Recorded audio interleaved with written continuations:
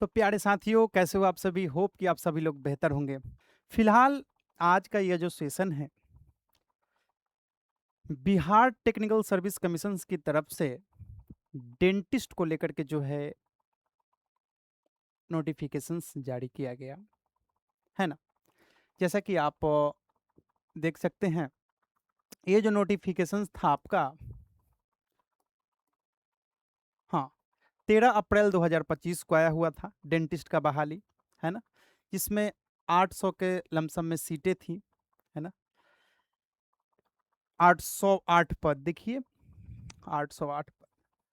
अभी परिस्थिति ये हो गई है कि डॉक्यूमेंट वेरिफिकेशंस भी हो गया है, लेकिन कुछ कैंडिडेट ने जो है आरक्षण का मामला को लेकर के हाई कोर्ट चले गए। हाई कोर्ट चले गए तो उनकी सुनवाई हुई, और सुनवाई आज 15 जनवरी 2026 को जो है हियरिंग में जो है आपको एक अपडेट जारी किया गया है, जिसमें स्टे लगाने की बात कही गई है बहाली को। जी हाँ, हम लोग लेटर भी देखेंगे। पहले हम लोग पूरा मुद्दा समझ लेते हैं, ताकि जो भी व्यूवर्स हमारे होंगे, डेंटिस्ट के कैंडिडेट होंगे, वो भी समझ जाए और जनरल कैंडिडेट भी समझ जाए। इससे यह पता चल सके आगे उनको कि सरकारी विभाग जो है क्या कुछ कहती है और क्या कुछ कर देती है। जी हाँ, अपने ही बताएं बातों में जो है वो फंस चुकी है। अपने ही द्वारा ऑफिशियल अपडेट जारी, नोटिफिकेशंस में कुछ बातें कही, और उसी बातों को न मानते हुए जो है कार्यक्रम को आगे बढ़ाया और डॉक्यूमेंट वेरिफिकेशंस करके उन कैंडिडेट को भी जो है प्रभावित किया, जिनको प्रभावित नहीं होना चाहिए था। और प्रभावित जो इससे हुए हैं, वही हाई कोर्ट का दरवाजा खटखटाए हैं। जैसा कि आपको पता है, जब भी न्याय की बात होती है तो न्याय के लिए जो है हम लोग या फिर कोई भी कैंडिडेट न्याय के लिए high court, supreme court, lower court का दरवाजा खटखटाते हैं, क्योंकि न्याय की मूर्ति ही जो है वो साक्ष्य प्रमाण के साथ और सही एवं लेट तो होता है लेकिन सटीक इंफॉर्मेशन के साथ सटीक जजमेंट भी करती है। और उसमें विभाग को अगर गलती है तो झुकना पड़ता है, स्पष्टीकरण देना पड़ता है। चलिए, इन सब बातों को बाद में देखते हैं। फिलहाल जो है मैं आपको बता दूं कि पटना हाई कोर्ट का जो है आपके सामने में ये देखिए, ये जारी आपका लेटर है, ठीक है, जिसमें केस नंबर जो है बता दिया गया है।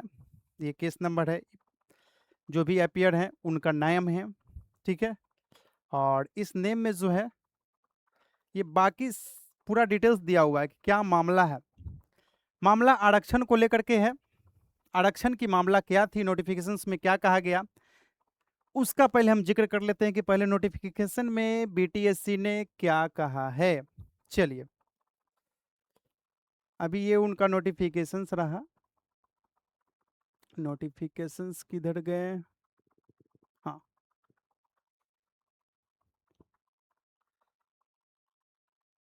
टोटल 808 पोस्ट है, ठीक है। आरक्षण आरक्षण, ये यहाँ से जो है आरक्षण का पॉइंट शुरू होता है।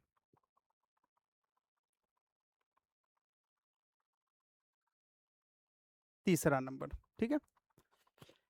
इसमें पहला पॉइंट में कहा जाता है कि ऑनलाइन आवेदन में इंकित कॉलम में आरक्षण का दावा नहीं करने पर आरक्षण का लाभ नहीं होगा। ठीक है, अगर आप आरक्षण का दावा ऑनलाइन अप्लाई में ही नहीं करेंगे तो आरक्षण आपको नहीं मिलेगा। दूसरा पॉइंट, आरक्षण का लाभ उन्हीं उम्मीदवारों को मिलेगा जिनका स्थायी निवासी बिहार राज्य में है। यानी कि जो बिहार राज्य के निवासी हैं उन्हीं को आरक्षण मिलेगा, ठीक है। अर्थात जो बिहार के मूल वासी हैं, ठीक है, यानी कि जो बिहार में रहते हैं, बिहार राज्य के बाहर के निवासी अभ्यर्थी को आरक्षण का लाभ दे नहीं होगा। ऑनलाइन आवेदन में भरा गया अस्थायी पता ही आरक्षण प्रायोजन के लिए अस्थायी निवासी अनुमान्य होगा। यानी अगर आपने ऑनलाइन आवेदन करते वक्त अस्थायी पता का जिक्र किया कि हाँ हमारा ये अस्थायी पता है, अगर वो अस्थायी पता आपका बिहार का है तो आप जो है रिजर्वेशन के कैटेगरी में आते हैं। चलिए, बिल्कुल सही बात है ये भी। तीसरा पॉइंट, में ये बात नॉर्मल है कि आपको जो है अनुसूचित जाति जनजाति के लिए जो है जाति प्रमाण पत्र, स्थायी निवास मूल प्रमाण पत्र, ये सब चीज़ें जो है लगाना अनिवार्य होगा, तभी आपको जो है मिलेगा। ठीक है, क्रीमी लेयर सर्टिफिकेट, ये सब चीज़ है। अब नोट में ये दो बात यहाँ पे कहा गया है, केवल जाति प्रमाण पत्र के आधार पर पिछड़ा अत्यंत पिछड़ा वर्ग के उम्मीदवारों का आरक्षण का लाभ दे नहीं होगा। पिछड़ा एवं अत्यंत पिछड़ा वर्ग के सदस्यों हेतु क्रीमी लेयर यानी एनसीएल की भी बात यहाँ पे कही गई है कि आपको एनसीएल लगाना है तभी लाभ मिलेगा। अगला जो पॉइंट कहता है कि सामान्य प्रशासन विभाग की अधिसूचना, जो आपका अधिसूचना संख्या है 8 मार्च 2011 के आलोक में महिला अभ्यर्थियों हेतु अनुसूचित जनजाति एवं अनुसूचित जनजाति हेतु क्रीमी लेयर रहित प्रमाण पत्र पिछड़ा एवं अत्यंत पिछड़ा वर्ग के पिता के नाम पर जो है, वो बात वहां पे आप लोग समझ ही गए होंगे कि मायके से जो है फीमेल कैंडिडेट का मायके से जो है क्रीमी लेयर सर्टिफिकेट देना था, ये बात यहाँ पे कही गई। ठीक है,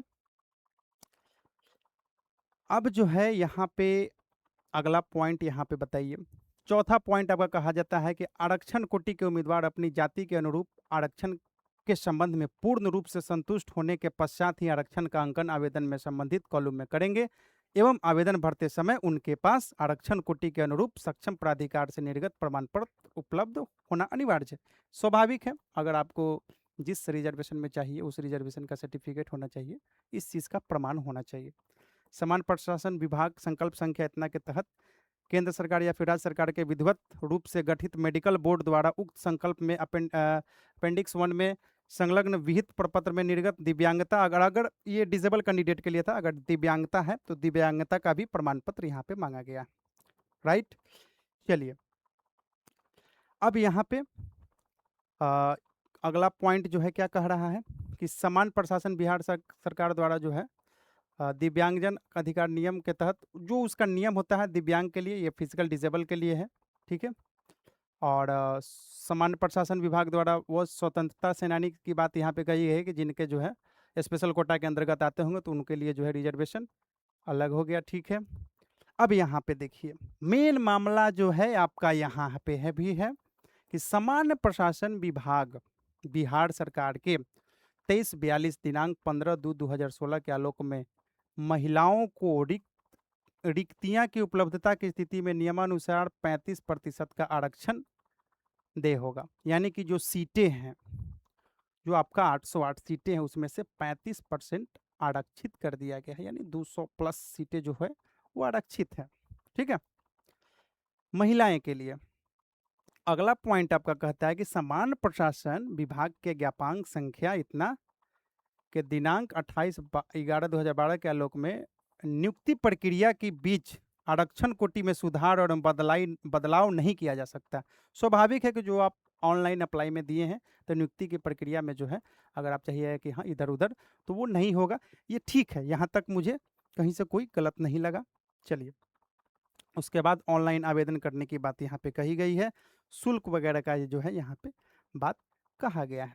ठीक है, यहाँ पे कहीं से ऐसा कोई जिक्र है क्या कि 50% आरक्षण बिहार वालों को और 50% आरक्षण जो है बाहरी वालों को जो है, इस तरीके का ऐसा कुछ आरक्षण की बात यहाँ पे डिवाइड, जो बिहार के नहीं हैं उनको आरक्षण नहीं मिलेगा और जो बिहार के हैं उनको आरक्षण मिलेगा, ये बात कहा गया है, हम इस बात को मानते हैं। लेकिन यहाँ पे वो चीज़ डिक्लेयर नहीं किया है कि जो बच्चे बिहार के हैं और बाहर में अच्छी मेडिकल कॉलेज से जो है उन्होंने डिग्री प्राप्त किया डेंटिस्ट का और उनको बिहार की मान्यता ना मिले, मतलब बच्चे बिहार के हैं उनको बिहार का मान्यता ना मिले, ये कहाँ से जायज़ है? और ऐसा कुछ मेंशन भी यहाँ नहीं है एडवर्टीजमेंट में, है ना।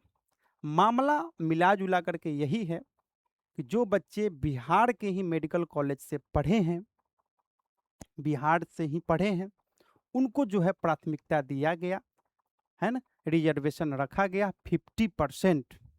ठीक है, और बाहरी कैंडिडेट चाहे वो बिहार के ही क्यों ना हो, अगर उनका डिग्री बाहर का है, बिहार से बाहर वो पढ़े हैं, तो उनको जो है एज अ जनरल कैटेगरी की तरह ट्रीट किया गया है।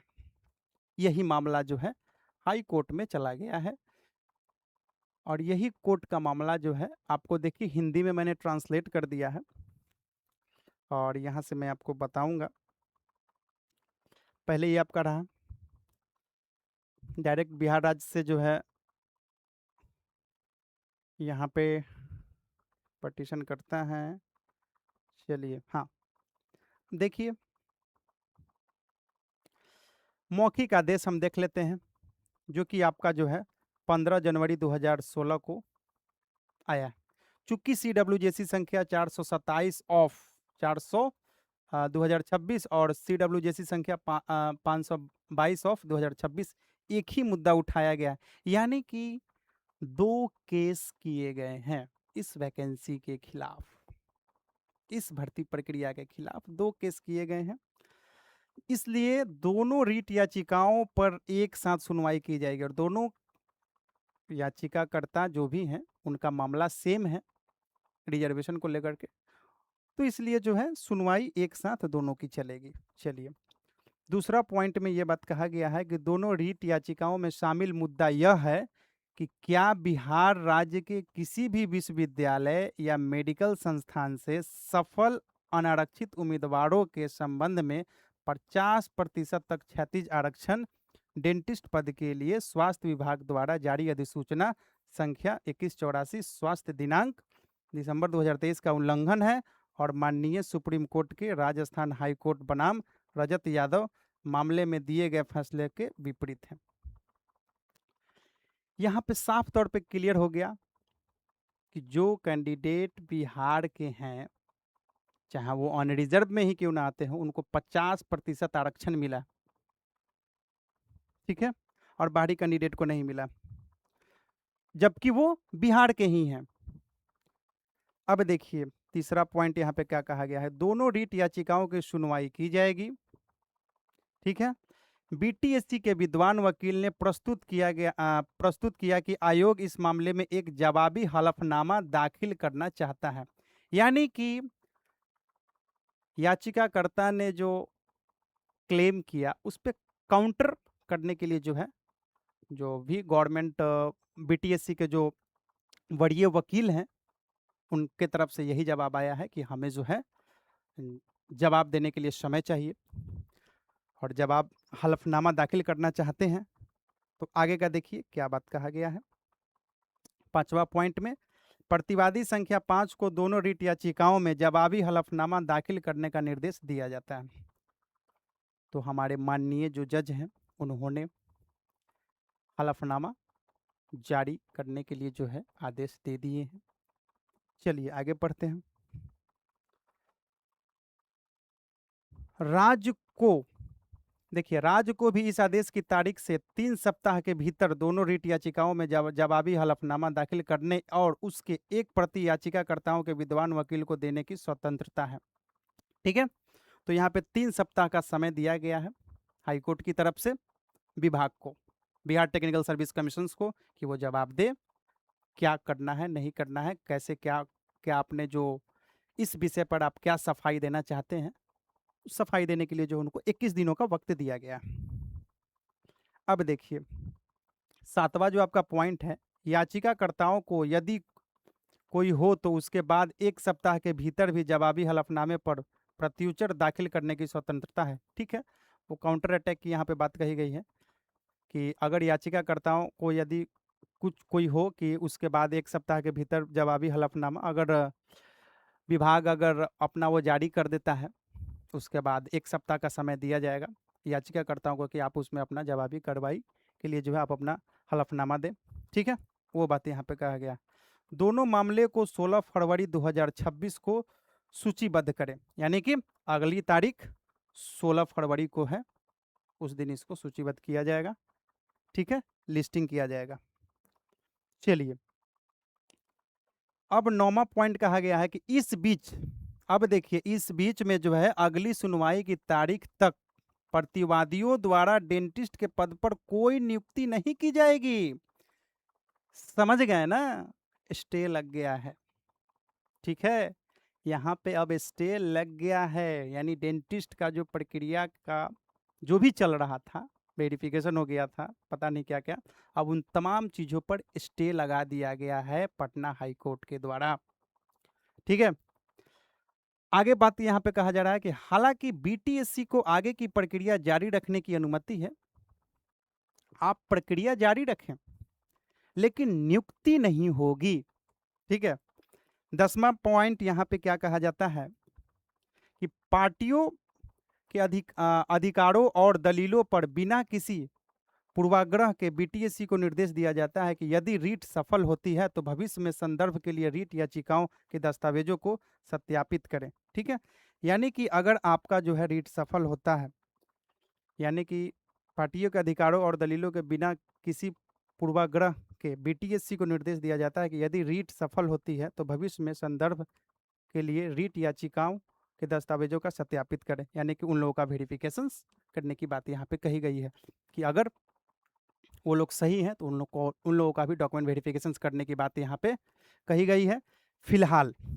यानी कि आप लोगों का भी जो है डॉक्यूमेंट वेरिफिकेशन होगा, जिनका अभी तक डॉक्यूमेंट वेरिफिकेशन नहीं हुआ है उनका भी डॉक्यूमेंट वेरिफिकेशन करने की यहाँ पे बात कही गई है ना। तो साफ तौर पर जो है पॉइंट वाइज जो है चीज़ों को यहाँ पर क्लियर किया गया है ना।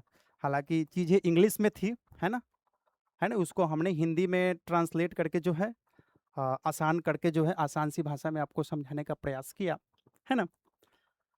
और आगे का जो है सभी Bihar 808 post document verification update पाने के लिए जो है इस नंबर पर डीवी भेजें। ठीक है, तो यहाँ पे इस नंबर को भी नोटिस कर लीजिएगा, है ना। तो ये एक आपका जो है अपडेट था 50% आरक्षण को लेकर के, है ना। फिलहाल यह मामला जो है हाई कोर्ट में अब लंबित हो चुका है। अब नियुक्ति प्रक्रिया पर स्टे लगा दिया गया है। इंटरनल जो काम है वो विभाग करे, उसमें हाई कोर्ट कहीं कोई रोक नहीं लगा रहा है। लेकिन वो कैंडिडेट जो कोर्ट में गए हैं उन याचिकाकर्ताओं का भी डॉक्यूमेंट वेरिफिकेशन कराने की बात यहाँ पे कही गई है ना। साफ तौर पे जीत पक्की है। विभाग अपने ही द्वारा जारी किए गए एडवर्टीजमेंट में फंस चुकी है। इसमें कहीं से कुछ ऐसा दावा नहीं किया गया है 50% आरक्षण का, है ना। तो आप लोग निश्चिंत रहिए, जीत पक्की होगी। जैसे ही कुछ लेटेस्ट अपडेट इस केस के रिगार्डिंग आती है तो मैं ज़रूर आप सभी के समक्ष लाऊंगा। फिलहाल मैं चलता हूँ, वीडियो पसंद आया है तो ज़्यादा से ज़्यादा लोगों तक शेयर करें ताकि उनको भी जो है ये सब चीज़ें समझ में आए, है ना। तो चलिए चलते हैं। वीडियो में बने रहने के लिए आप सभी का बहुत बहुत धन्यवाद।